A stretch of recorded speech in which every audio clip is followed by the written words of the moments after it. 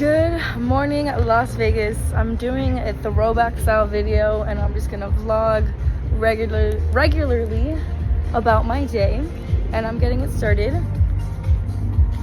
as we speak. I just picked up my coffee from Earth Cafe and I'm here in the Uncommons, which is a plaza that we have definitely visited before and I've showcased on this channel definitely multiple times, like in a vlog or something. Open. Well, let me get my keys. So I just left the Uncommons and Durango Casino. It's behind me. I'm making a left on Sunset now, and I'm pulling up to the other new plaza down here. It's called The Bend. I'm actually gonna drive through the parking lot so you guys can see it. So to the left is IKEA, the furniture store. Most people know it. In front, we can keep going and kind of head towards Summerlin. But right now, we're in the heart of the Southwest, and I'm pulling into a brand new commercial outlet style mall, meaning it's a big building and there's a bunch of suites. And I'm just gonna drive down so you guys can see. This is called The Bend, by the way. The first thing is there's like this breakfast place, and then this is Mothership Coffee. I've talked about Mothership a few times on my channel. The significance with Mothership is that it's a local coffee shop, locally owned here in Vegas, and this is more like small plates, and then this is more business side on this side of the building. But as I was saying, the significance with Mothership is known for a few things. One, it's known around, coffee lovers in Vegas. That's a locally owned coffee shop. The second significance is I observe, and just because I study the market so much and I love to look at demographics and socioeconomic conditions, I observe that Mothership consistently enters different areas of town. This is only like their third or fourth storefront here in Vegas that are leading and kind of leading the charts as far as the amount of spend that this type of consumer would go into. And I want to like dive deep into that, so I'm gonna actually pull over a little bit and talk to you guys about the market. What's up, y'all? It's the next day, and I wanted to continue the point that I started talking about a few clips ago, but this is the next day, and this is the day that I'm editing and uploading this clip as well. So what's up? This is live time, basically. Anyways, what I wanted to talk about in a little bit more depth was my point I was attempting to make with the coffee shop, the Mothership Coffee, but I'm gonna talk for a little bit, so let me put this on the table right here. I'm actually in Sandra's office. Fun fact. This is where we've been working out of. So this couch, if you see it, more oftentimes, this is Sandra got a new office. I think in the past you've seen me on a purple couch maybe years ago, or like a conference room. We moved. So the point that I was attempting to make with the Mothership Coffee Shop going in the Southwest area of Vegas is a couple things. The first is that Southwest area that I was just in is basically right up against Summerlin, and that Southwest area is the next kind of hottest spot here in Vegas. I've definitely said that before on this YouTube channel. I've definitely said that on Instagram before. I've definitely said that many times before, but I just want to further emphasize this message. Even my own personal business, as many of you know who have been watching for a few years now, I've usually only really had a majority of my clients and my personal expertise, especially for new construction, be centered around Summerlin. Well, lately, I've gotten multiple calls for new construction neighborhoods in the Southwest around Durango Casino and the Uncommons. And funny thing is, this area is actually basically right up against Summerlin South. So slowly and surely, the Southwest, which specifically what I want to kind of go into is the zip code 89148. That zip code, half of it is what I would consider the Southwest, and half of it is Summerlin South. Now, this is debatable, especially amongst people who live in these neighborhoods, but my definition of when Summerlin starts is on Russell Road, if anyone knows where that is here in Vegas. And this is because it's where the first actual Summerlin sign, as you can see here, is it's like a landmark sign of the master plan Summerlin. But fun fact, on the topic of Summerlin South is a completely different market than Summerlin West, and a completely different market than the Southwest. I know it's like a lot of the same verbs and names are used, and that's because Vegas is so small that if and when you live here or when you move here, you're gonna pick it up right away. It's like the Southwest is literally just called the Southwest, and there's like there's like a handful of areas of town, and then that's all of Vegas because the county is literally not big at all, unless you go to a separate city of North Las Vegas.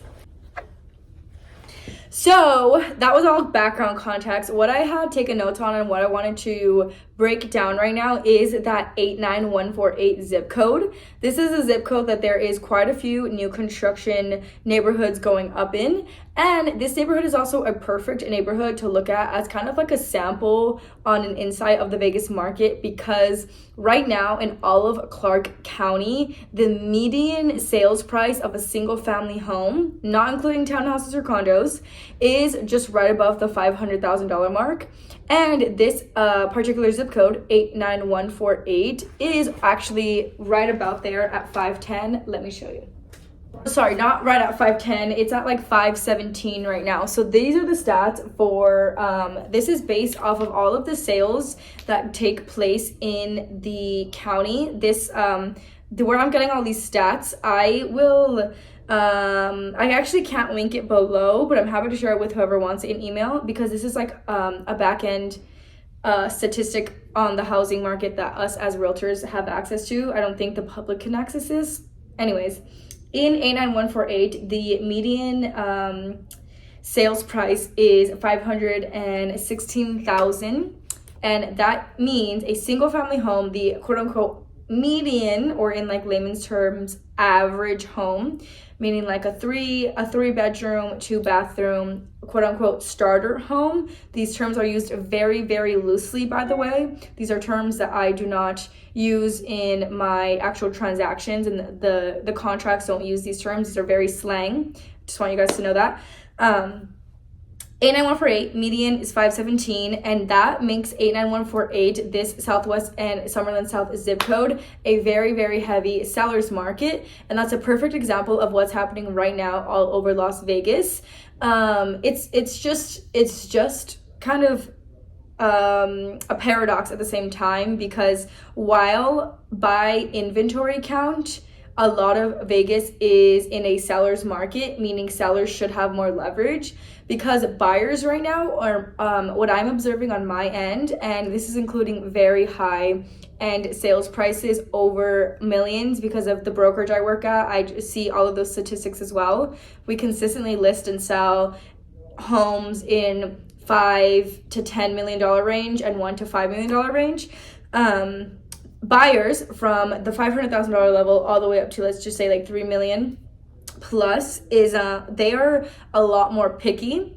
And this opens up a bigger conversation, because I have a few properties under contract right now, and it was so it's such a paradox, because for example, I have a client right now under contract around that $500,000 price point. The first couple offers we sent out, we got rejected, but then the third offer that we got accepted, we were actually able to get a little tiny bit of closing cost in the offer as well. So it's very interesting to me as an agent observing how the market is changing, because the previous seller's market that I know was the 2021 market, when I first got into the industry, where it was a seller's market through and through. Buyers couldn't ask for anything. That's when you had to offer 50, 60, 70 grand over asking. And it's just a new market for me, and I'm discovering that I get to deploy different skills, because while it is a seller's market as far as inventory levels on paper in both the resale and the new construction side, I'm still able to negotiate for my buyer clients and my seller clients as well. But a lot of the times I am working a little bit more, I would say like 60-40, 60% buyers with all my relocation from this channel. Thanks you guys for supporting your girl. But my buyers, I'm getting really, really granular on exactly what they want. And what I'm learning as I observe the overall consumer is that the new consumer of luxury goods, and let's consider homeownership a luxury good. With that being said, if you look at the luxury consumer worldwide, this means globally, across America, the US, and every other country, okay, whatever you want to call them, in our country, in Vegas, and then a lot of other countries with the the spend that America has. The consumer spends a lot, you know, the average American. That luxury consumer is looking for a few different things, and it's so cool for me to see articles and read these articles about the global economy and see it directly reflected in my work. This consumer, right, is demanding a lot more personalization, but also willing to pay a premium for whatever luxury good it might be. Obviously, in this case, we're talking about home buying, and how I see that reflected in the market on my end is the fact that a lot of buyers in the game right now are obviously ready, willing, and able to buy a home, but they are standing strong in their needs. So whether that's a certain price point, a certain monthly payment, a certain interest rate, I'm seeing it reflected in my consumer that I'm working with every day, the home buyer, you know, the current home buyers of America. And with that being said, a lot of this is coming off of a article in a magazine that I read. I'm going to link it down below. This is actually the agency Red Paper, which is an annual report on the wealth market and the luxury consumer, especially going into where that market is heading in several different factors. It's like almost 90 pages. I will link that below so you guys can see a little bit more of what I'm talking about. I want you to understand I'm not just coming here on this YouTube channel and spitting out, you know, whatever I see online. I'm not one of those agents. I actually do my research, and I'm selling real estate every single day and paying attention to the market. I also pay attention to the stock market and bonds and the GDP and the economics and everything overall, because I truly love what I do. Sitting down watching this, there's such a transition right now in the way the economy is going towards. It doesn't have to be good or bad. It's just there's an obvious transition happening in one way or another. Gen Z and millennial buyers in the luxury marketplace actually make up 70% of that space, which is insane to me. So that's coming from the Wealth Report I'm linking below, the Red Paper. It's a magazine. That statistic, 70% of Gen Z millennial buyers for luxury goods is, they took the data from personal goods, meaning fashion, jewelry, art, wine collectors, and things like that. But to me, I translate that because that is my typical client. I typically service Gen Z millennial buyers. I think it's astonishing that in the personal goods marketplace, there are such a majority of the buyers there, because I'm seeing it reflected in the real estate business, in my real estate market, you know, the real estate marketplace. And I'm shocked and I'm happy that we're growing, us Gen Zers. There's so many of my luxury buyers, or buyers at any price point, honestly, because owning a home is luxury, are so young, and I think it's amazing. And I love that both these generations are really changing the narrative of economics of the, you know, average American consumer. A really cool thing that I read also, and I also resonate with, is that we demand personalization, and I observe that in the home, on the new construction side as well, in the home buying market. I had a client, I'm actually under contract right now. I'll share that story in another video because it's about 6 months out. They're new builds. It's literally just dirt. But we were between two different builders, and my client decided to go with the builder that gave them the ability to pick more things in their home. One builder was like, we're ready to go, we're ready to close. You can only pick like cabinets, I believe. I forget at this point. And like where this one wall is going to be. And then the second builder, the one that they ended up going with, actually quoted them a higher interest rate, but because this builder said that they could pick flooring, cabinets, and one or two more things I can't remember right now, bigger ticket items in a home, they actually went with the higher spend as far as interest rate for their mortgage, but the ability to customize their home more to their liking.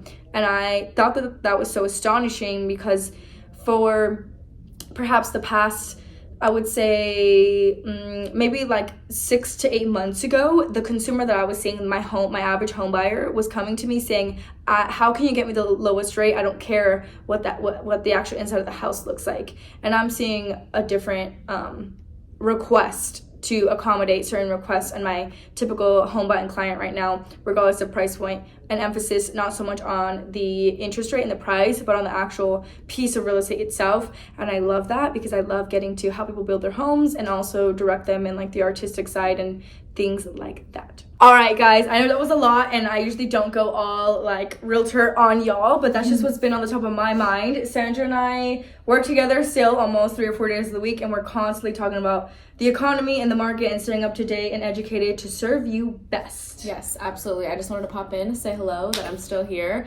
If you guys need any help and any questions on anything, please reach out to us. So many financing options, and what I love to say is that, like, you know, you're not scared to buy a home, you're just not properly informed, and that's what we're here for. Oh, I love that.